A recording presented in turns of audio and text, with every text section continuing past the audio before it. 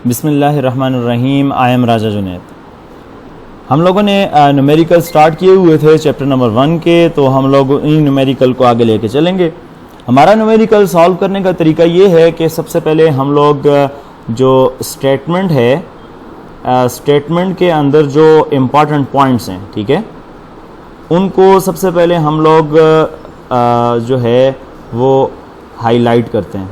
ठीक है, important points को हाईलाइट करने के बाद हम लोग उन्हें अंडरस्टैंड करते हैं कि ये जो इम्पॉर्टेंट पॉइंट्स हम लोगों ने हाईलाइट किए हैं इनका मतलब क्या है, और उन्हीं जो हम लोगों ने इम्पॉर्टेंट पॉइंट्स हाईलाइट किए हैं अंडरस्टैंड करने के बाद उनके हवाले से कंसेप्ट डेवलप करते हैं कि ये आया कौन से टॉपिक के साथ रिलेटेड है और यहाँ पे क्या कंसेप्ट है, और फिर उस कंसेप्ट की बेस के ऊपर रीजनिंग करके हम लोग जो भी उसके साथ रिलेटेड फार्मूला है वो, और साथ में जो हम लोगों के पास फार्मूले के बाद जो कैलकुलेशन है उसको स्टेप बाय स्टेप देखते हैं, और लास्ट में हम लोग फाइनल जो है वो इसका रिज़ल्ट लिखते हैं, और final result with its unit लिखा जाता है, यानी कि जो भी उसके यूनिट्स होंगे उसके साथ।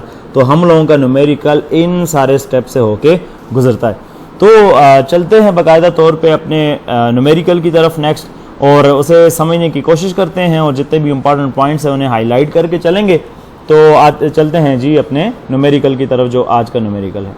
अच्छा जी, जो न्यूमेरिकल है उसकी स्टेटमेंट को देख लेते हैं। सबसे पहले कहता है the length of A pendulum. ठीक है, यहाँ पे जो इंपॉर्टेंट चीज़ है वो लेंथ बता रहा है, किसकी? पेंडुलम की।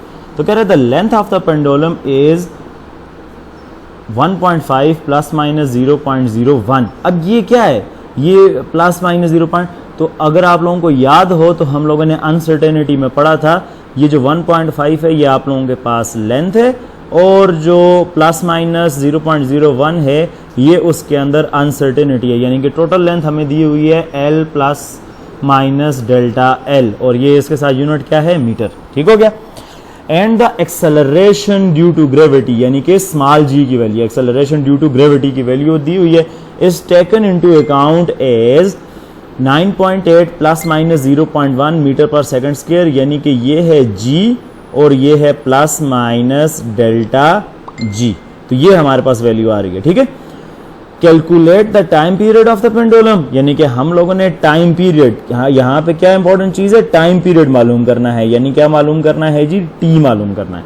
Of the pendulum with uncertainty in it, यानी कि अनसर्टेनिटी भी हम लोगों ने लिखनी है। तो टाइम पीरियड अगर टी है तो अनसर्टेनिटी डेल्टा टी हो जाएगी।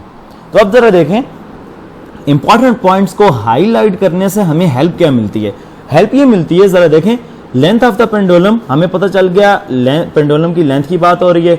ऊपर हम लोगों ने जो उसका डेटा बन रहा था वो लिख लिया, जो एक्सेलरेशन ड्यू टू ग्रेविटी का डेटा बन रहा था वो लिख लिया, जो हम लोगों को रिक्वायर था वो हम लोगों ने लिख लिया। यानी कि अभी तक हम लोग न्यूमेरिकल की तरफ नहीं गए, मगर गिवन डेटा ऑलरेडी हम लोग निकाल चुके हैं। तो इससे हाईलाइट करने से हम लोगों को ये हेल्प मिलती है कि जब आप न्यूमेरिकल सॉल्व कर रहे होते हैं तो आप लोगों का आधा न्यूमेरिकल, यानी कि उसके बारे में कंसेप्ट डेवलप करना या जहन में ये चीज़ लेके आना कि उसके बारे में रिलेटेड फार्मूला क्या है, ये कैसे सॉल्व होगा, तो आप लोग जब उसको हाईलाइट करना शुरू करते हैं तो वहीं से आपको हेल्प मिलना शुरू हो जाती है। अब चलते हैं जी इसके फार्मूला की तरफ, और बल्कि फार्मूला की तरफ जाने से पहले हम लोग ऐसे कर लेते हैं, जितने भी गिवन डेटा, जो चीज़ें हमें गिवन है वो लिख लेते हैं, रिक्वायर्ड जो हम लोगों ने करना है वो लिख लेते हैं, और उसके बाद फिर फार्मूला की तरफ आते हैं। तो चलते हैं इसके पहले सोल्यूशन की तरफ। तो हम लोगों ने सोल्यूशन पे आते हैं जी। ठीक है, और सोल्यूशन पे सबसे पहले हम लोग आएंगे गिवन डेटा में। ठीक है, गिवन डेटा में सबसे पहले हमें क्या दिया हुआ है? सबसे पहले उसने हमें लेंथ दी हुई है जो कि है L plus minus delta L। तो मैं लिख लेता हूं L plus minus delta L equals to 1.5 plus minus 0.01, और यूनिट क्या है? यूनिट है मीटर। याद रखना है कि यूनिट यहाँ पे ज़रूर लिखने हैं। फिर उसके बाद जी को देखें तो जी प्लस माइनस डेल्टा जी वो कितना है? 9.8 और प्लस माइनस 0.1। तो हमें दिया हुआ है G plus minus delta G equals to 9.8 plus minus 0.1 और ग्रेविटेशनल एक्सेलरेशन का क्या यूनिट होता है, मीटर पर सेकेंड स्क्वायर।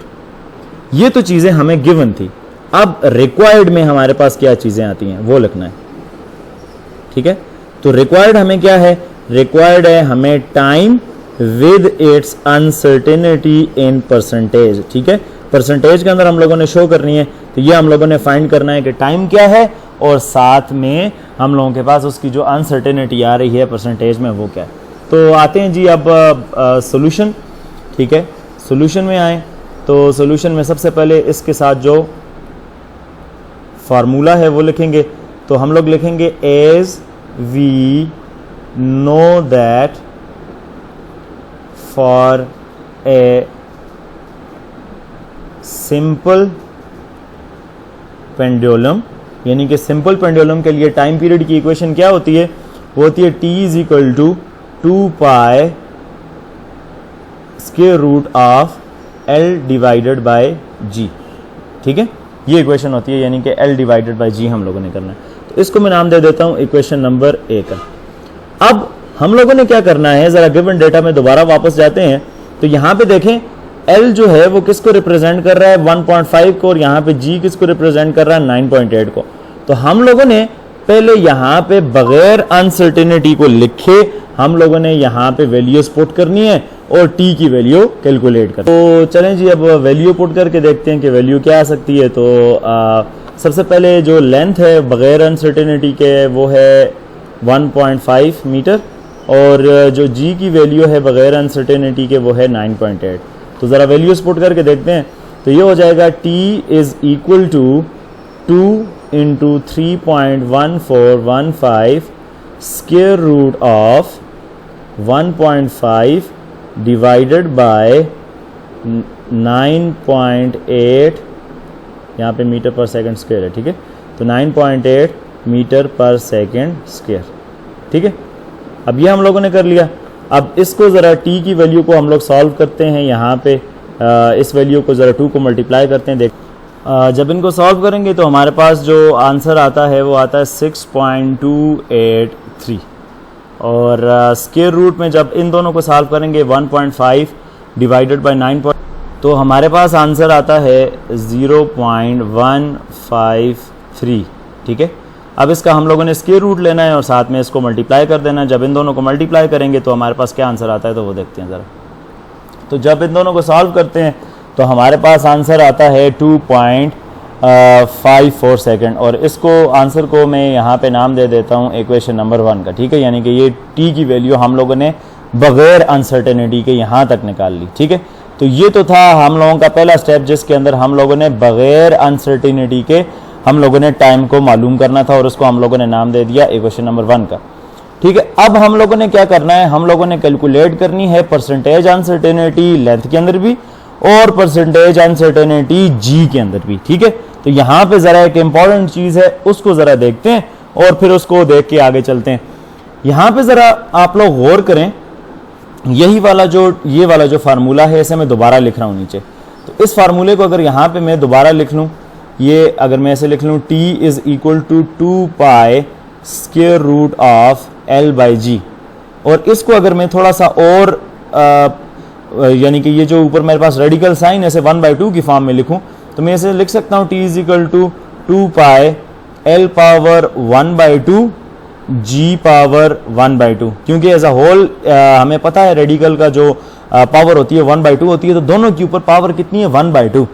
इसका मतलब है यहाँ पे हमारे पास जो रूल लगने वाला है अनसर्टेनिटी को कैलकुलेट करने वाला, वो हमारे पास लगेगा पावर रूल, और पावर रूल में हम लोग परसेंटेज निकाल के उसको मल्टीप्लाई कर देते हैं जो पावर यहाँ पे मौजूद होती है। तो हम लोग परसेंटेज अनसर्टेनिटी निकालेंगे, लेंथ की भी उसको भी 1/2 के साथ मल्टीप्लाई कर देंगे, और G की भी निकालेंगे और उसे भी 1/2 के साथ मल्टीप्लाई कर लेंगे। तो देखते हैं जी कि लेंथ वाला केस हम लोग कैसे सॉल्व करते हैं, वो कैसे होगा, और साथ में बाकी जो G की वैल्यू है वो हम लोगों ने कैसे सॉल्व करनी है, तो दोनों को देखते हैं।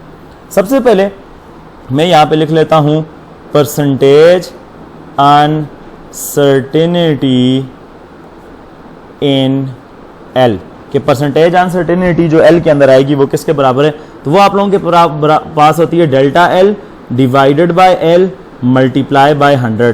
तो ये आप लोगों के पास आ जाएगी परसेंटेज अनसर्टेनिटी इन लेंथ। तो इसी को मैं इसी तरह लिख लेता हूं कि ये ऐसे ही आएगा नीचे। अब डेल्टा एल की वैल्यू हमारे पास थी 0.01 डिवाइडेड बाय लेंथ की वैल्यू थी 1.5 और इसे हम लोग कर लेंगे मल्टीप्लाई बाय 100।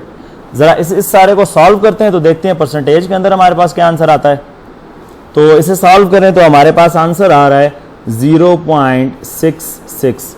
ठीक है, अब ये आंसर आ रहा है हमारे पास। तो अब यहां तक ये हम लोगों ने, और ये किस में आ जाएगा परसेंटेज में, यानी कि मैं अगर यहां पे लिखूं percentage uncertainty in L equals to इतने परसेंट, यानी कि इतने परसेंट आंसर। मगर अगर आप लोगों को याद हो कि हम लोगों ने यहाँ पे उसकी पावर को भी जहन में रखना है, तो यहाँ पे पावर थी 1/2, तो मल्टीप्लाई बाय क्या करेंगे 1/2।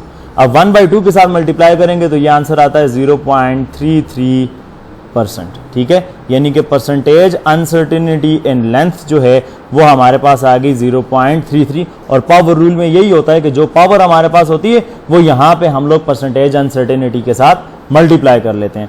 इसको नाम दे देता हूं इक्वेशन नंबर 2 का। अब चलते हैं जरा जी की वैल्यू में। यहाँ पे परसेंटेज अनसर्टेनिटी एल के अंदर निकाल लिया, अब हम लोग चलेंगे जी के अंदर अनसर्टेनिटी। तो यहाँ पे हो जाएगा परसेंटेज अनसर्टेनिटी इन जी। तो वो जी के अंदर क्या आ जाएगा delta G divided by G multiply by 100। ठीक है, तो अब इसी तरह मैं इसको ऐसे ही लिख लेता हूं। ठीक है, और डेल्टा जी की वैल्यू है 0.1 और जी की जो वैल्यू है वो है 9.8 मल्टीप्लाई बाय 100।